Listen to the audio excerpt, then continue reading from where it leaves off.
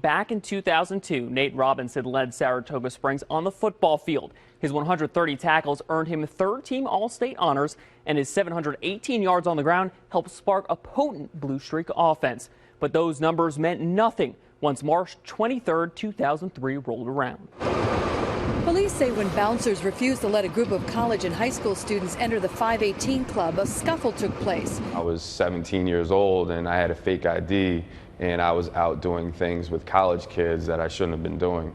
That scuffle in Albany followed Saratoga Springs senior Nate Robinson back to an alley on the corner of Quail and Hamilton Street. When I realized these kids were chasing after us, my brother and friend ran into the house, and I went around the house to see if one of my buddies was okay. I saw that he was getting jumped, and I went and I actually ended up seriously injuring 2 people pretty bad.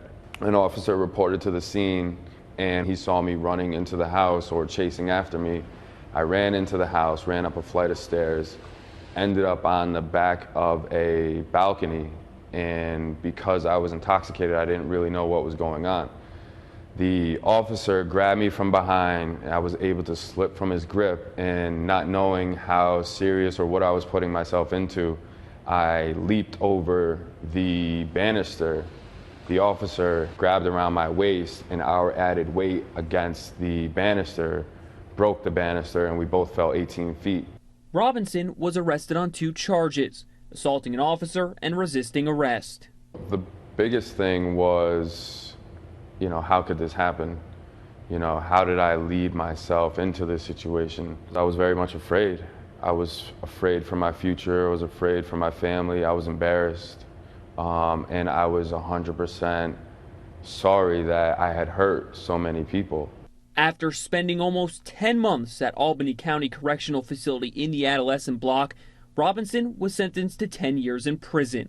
I was 18 years old and told I wouldn't be home until I was older than 25.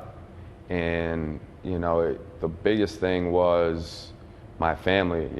How's this going to affect my family? And, my mother, she's a police officer.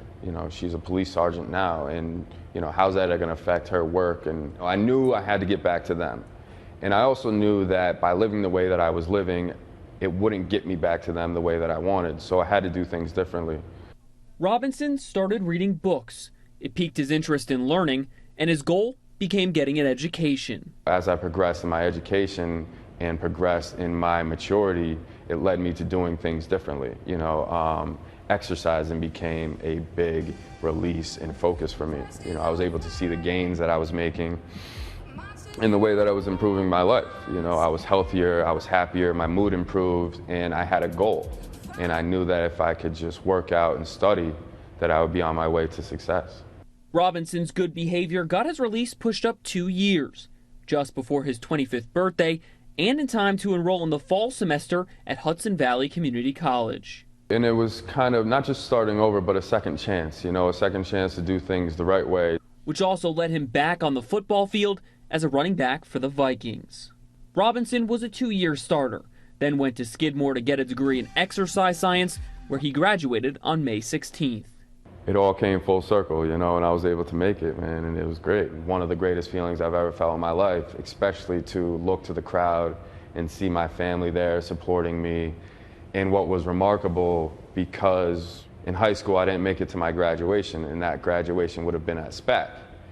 Skidmore's graduation is at SPAC, so it was a beautiful thing to be able to actually walk across stage 10 years later. Even though I didn't do it in high school, I was still able to find and make a way to do it eventually.